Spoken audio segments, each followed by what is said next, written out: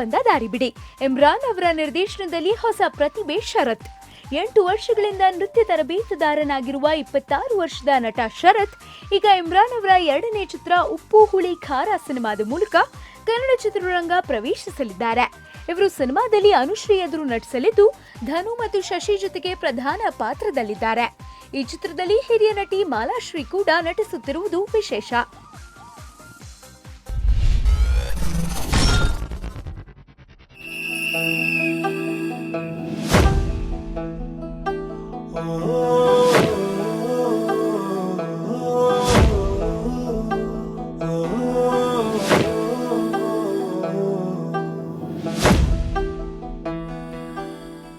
ರಮೇಶ್ ಅರವಿಂದ್ ಅವರ 100ನೇ ಚಿತ್ರ ಪುಷ್ಪಕ ವಿಮಾನ ಅತಿ ಶೀಘ್ರದಲ್ಲೇ ತೆರೆ ಕಾಣಲಿದೆ.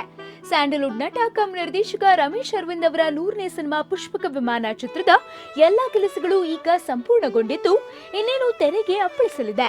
ಚಿತ್ರದಲ್ಲಿ ನಟ ರಮೇಶ್ ಅರವಿಂದ್ ಅವರು ತಿಳಿ ಹೃದಯದ ವ್ಯಕ್ತಿಯ ಪಾತ್ರ ವಹಿಸಿದ್ದು, ಅಪ್ಪ ಮಗಳ ಬಾಂಧವ್ಯವನ್ನ ಚಿತ್ರದಲ್ಲಿ ತೋರಿಸಲಾಗಿದೆ.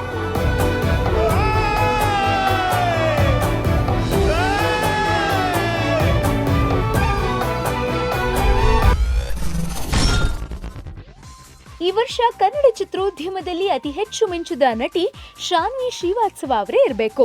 2 ಹಿಟ್ ಚಿತ್ರಗಳು, ಹಲವು ಸ್ಟಾರ್ ನಟರ ಜೊತೆಗೆ ಕೆಲಸ, ಹೀಗೆ ಈ ವರ್ಷ ಶಾನ್ವಿ ಅವರಿಗೆ ಕಾರ್ಯನಿರತವಾಗಿತ್ತು.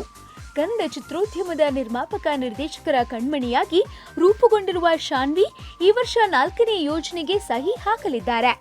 ಮೂಲಗಳ ಪ್ರಕಾರ ರಂಗಿತರಂಗ ನಿರ್ಮಾಪಕ HK ಪ್ರಕಾಶ್ ನಿರ್ಮಿಸುತ್ತಿರುವ ಸಚಿನ್ ಅವರ ಚೊಚ್ಚಲ ಚಿತ್ರದಲ್ಲಿ ರಕ್ಷಿತ್ ಶೆಟ್ಟಿ ಎದುರು ಶಾನ್ವಿ ನಟಿಸಲಿದ್ದಾರೆ ಎಂದು ತಿಳಿದು ಬಂದಿದೆ. ರಚಿತಾ ರಾಮ್ ಟಾಲಿವುಡ್ಗೆ ಹಾರಲಿದ್ದಾರೆ ಅನ್ನುವ ಸುದ್ದಿ 2-3 ತಿಂಗಳಿಂದಲೂ ಗಾಂಧಿನಗರದಲ್ಲಿ ಹರಿದಾಡ್ತಿದೆ. ಈ ಕುರಿತು ಬುಲ್ಬುಲ್ ಬೆಡಗಿ ರಚಿತಾ ರಾಮ್ ಏನೂ ಹೇಳದೇ ಇದ್ದರೂ ಸುದ್ದಿ ಮಾತ್ರ ಅಪ್ಡೇಟ್ ಆಗುತ್ತಲೇ ಇದೆ. ಈಗಾಗಲೇ ಕನ್ನಡದ ಅನೇಕ ನಾಯಕಿಯರು ಟಾಲಿವುಡ್ನಲ್ಲಿ ಮಿಂಚುತ್ತಿದ್ದಾರೆ. ಗಾಂಧಿನಗರದ ಮೂಲಗಳ ಪ್ರಕಾರ ರಚಿತಾ ರಾಮ್ ಅವರನ್ನ ಟಾಲಿವುಡ್ ನಿರ್ದೇಶಕರು ಸಂಪರ್ಕಿಸಿರುವುದು ನಿಜವಂತೆ.